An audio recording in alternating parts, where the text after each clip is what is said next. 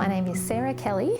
I'm 40 years old. I live in a suburb in Melbourne called Beaconsfield, and I live with my husband Steve and my beautiful daughter Esther. My hopes for this film are that we're able to capture this moment in time, that it's a really beautiful opportunity to talk about what's happening here and now, and that we might be able to look back, all of us, on this moment in time with gratitude and fondness, and be able to bring up the memories of right now. And I hope that there's some wisdom that comes out of it as well, that whoever's watching might be able to take some things away from what I've learned in my life. I'd like the theme of this film, I like themes, to be love wins. That particularly going through challenges, big challenges, that love wins. And that's my hope, that's my drive, that's my family.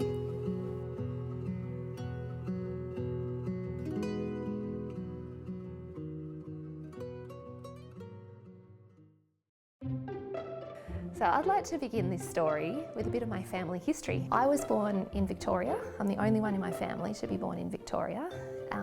I was born in 1984. And I'm the youngest, and I've got 3 older brothers. They named me Sarah Joy Daphne Callow. So after my mum, Daphne, and then Joy, being like they were just so overjoyed that I was a girl. So I think they were very happy to have a girl after 3 boys. I definitely was not spoiled. I think my mum was particularly careful that I was treated just the same as everybody else. Even though my dad tells me if it was up to him, he would have 100% spoiled me rotten, which is rather cute. I think I had quite a unique upbringing, having 3 brothers, because I was just so different to them.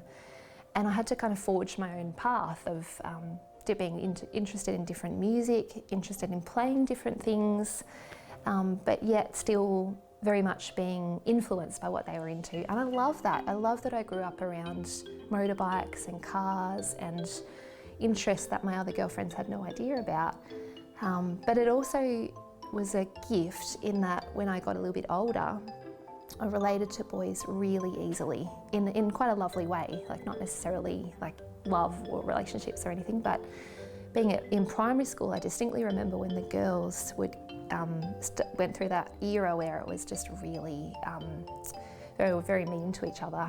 And I just remember thinking, this is ridiculous. Like, what are you guys doing? I want to go and hang out with the boys because they're just say it as it is. They're so simple. And I was really, really comfortable with that. And I love that my brothers taught me that. As I got a little bit older, in my sort of teenage years, I just remember us sitting around the dinner table and because there were 4 children and often other people there as well, friends of the boys or myself or mum and dad would have guests.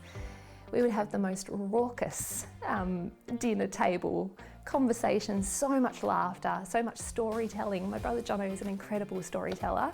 And he would just tell us about his day, and he'd have us in stitches of what had happened. And my brother Dave would get the giggles, and it was incredible. And I just love that I grew up with so much humour, music, and the ability to be myself, even though I was different to my brothers, and choose my clothes and be uniquely female. We were so encouraged at church to get involved in musicals and to be able to perform, to learn how to public speak up in front of a whole congregation of people. To develop some leadership skills as I was going on camps and guiding younger children through their challenges and their navigating of friendships and life, I suppose. And I just got so much joy out of that, of being, what I've come to realise in my life is what means that one of the things that means the most to me is actually just authentic connection. So being able to be authentically connected with other people and being encouraged to do that, like when I was leading on a camp, was just incredibly powerful. And I found that as I got older and I was working through high school and go through all the high school dramas of who am I, what am I, who am I truly? And when you've got the barrage of self-esteem hits that you naturally take as a teenager and as in the midst of trying to find yourself, I could not have got through it without particularly my church friends, because I felt like I could go along to youth group, I could go along to church and Those people loved me and accepted me for just who I was. And to be a teenager and be kind of taking that on at school and feeling really hit by those remarks, or, you know, within my own skin, is my body okay? Am I okay as a person? To feel truly loved and accepted was just incredibly powerful. And if I could wish that for anybody else in their teenage years, I would, because it was so powerful for me. One of the most incredible opportunities I had through church was to travel, and we went to Nepal. We had 3 weeks over there, and it was actually over Christmas, so it was quite a significant, even timing wise, to be away from your family and be doing something incredibly different to what we would normally do for Christmas. We travelled to really remote places in Nepal. We met, connected with some of the Sherpas who were actually, we did some trekking, and they were actually carrying out huge packs for us. That was just amazing within itself. We got to know them very well in the walk, and that meant that when we got back from their trek, we were able to visit them in their homes in Kathmandu. And even that experience alone, to be looking around and see the dirt floor. One decoration they had was a beer commercial, like a poster. It was like on pride of place. I don't think they even drank, but it was like the only thing they had to decorate their home. And then coming back from that, so having my eyes opened, and I was going into year 12, and as soon as I got back to school, the main topic that everyone was talking about, particularly the girls, was what they're going to wear to the year 12 formal. And it was like my brain just could not calculate what I'd come from, the poverty, the people who were living against so much hardship, to then but be still happy and thriving and so generous with us and with their time, their resources, just such beautiful people. And then come back and be thinking about spending hundreds of dollars on a dress for one night. Like, I couldn't compute.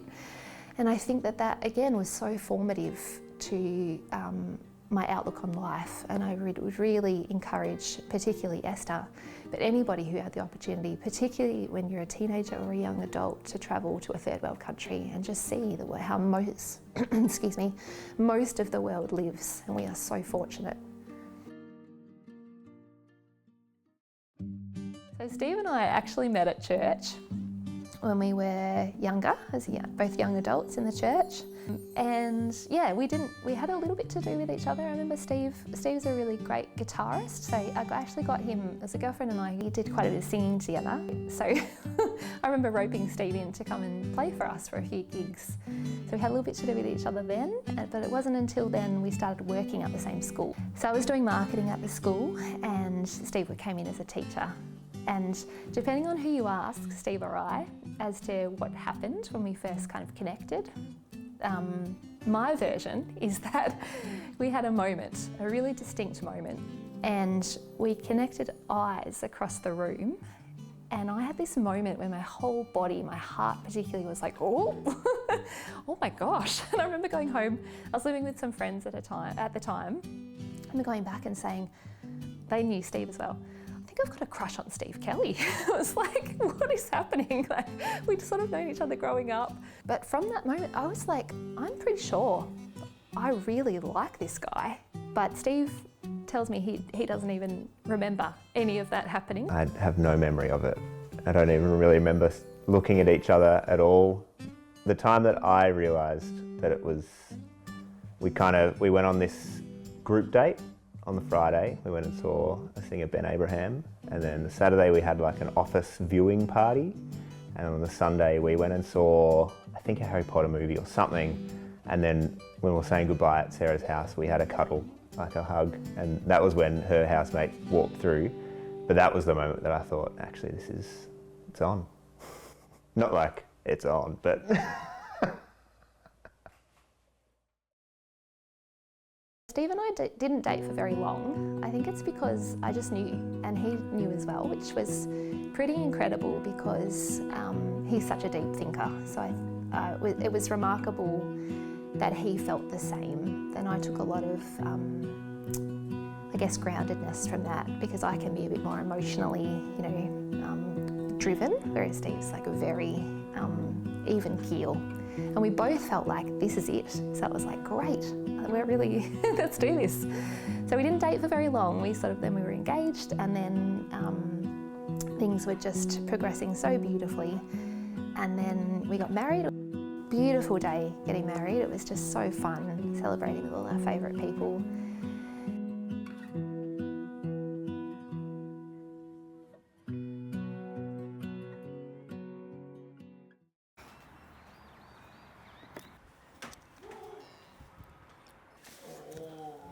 Treat, isn't it? So Steve and I are very different. We're pretty much polar opposites, but I truly think we're one of those examples where opposites attract, but also we're much better together. We make each other far more well-rounded people. Steve's taught me an incredible amount, and he tells me that it goes both ways, which is really lovely. And I think as we get older, it just gets better and better.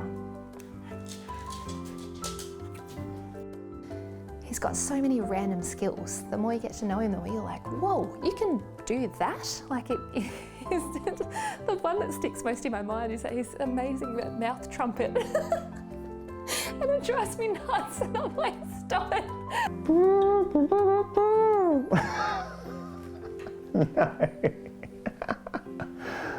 You put that, I mean, you'll fix it up in post anyway to make it sound really good.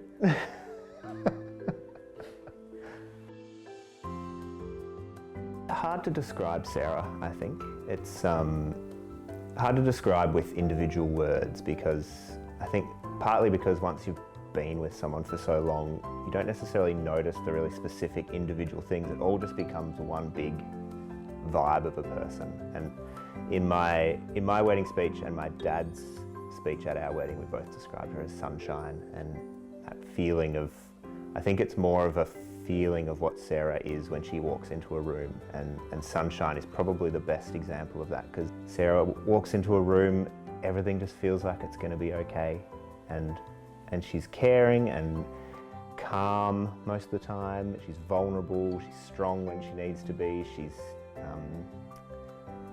I'd said there's not many words to describe her, but I think there's too many words to describe her, so that's why sunshine works well, because it's not something you look at and you can figure out a tangible thing. It's just a feeling of Sarah, and I think most people who meet her have that feeling, and that's how I feel with Sarah.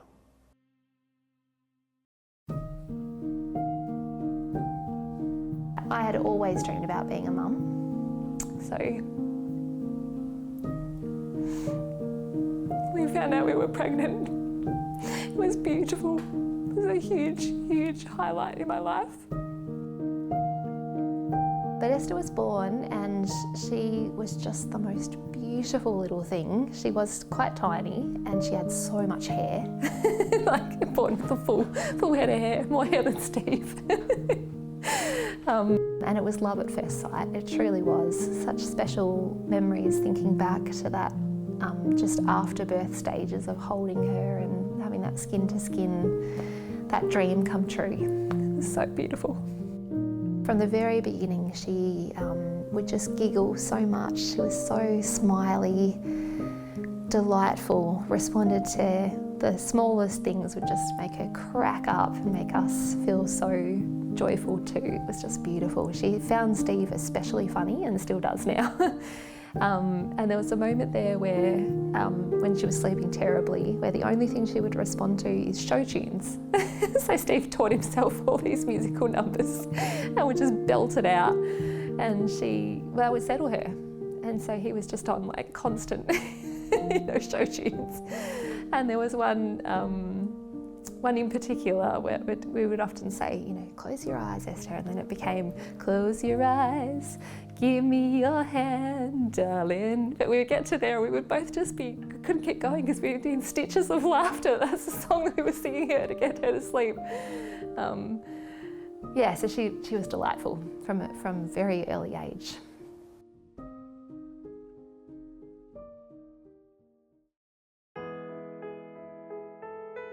So a few years ago I got sick, and quite significantly sick, and it's brought a lot of challenge.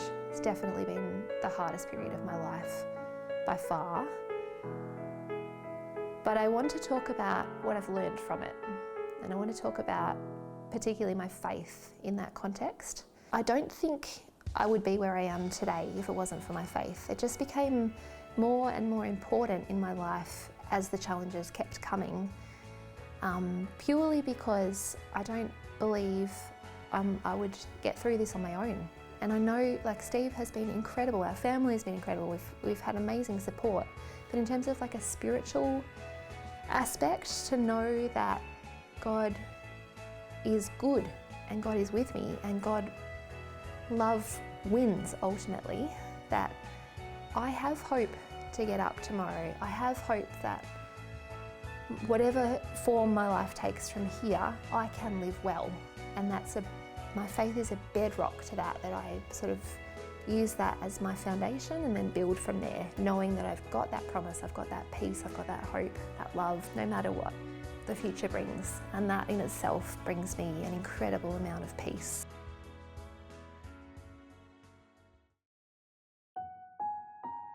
Esther, one of the things about facing your mortality, for me, it's been really clear what is truly important in life. And for me, it's been three things that have jumped out. It's family, so real quality time with you and with your dad. Faith, which I've spoken quite a bit about already, and authentic relationships.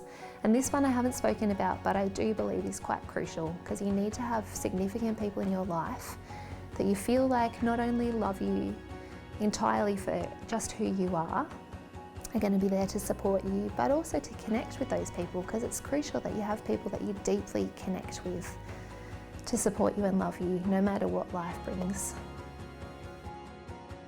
Esther, I just want to tell you how loved you are. I could not love you any more. I love so much about you. I love your creativity, I love your sense of humour, I love the way you make us laugh. I love your curiosity in the world, the way that you see things, and that's taught me how to see things differently. And I'm so loving watching you grow, and at each stage it just feels like it's gotten better and better to be your mum.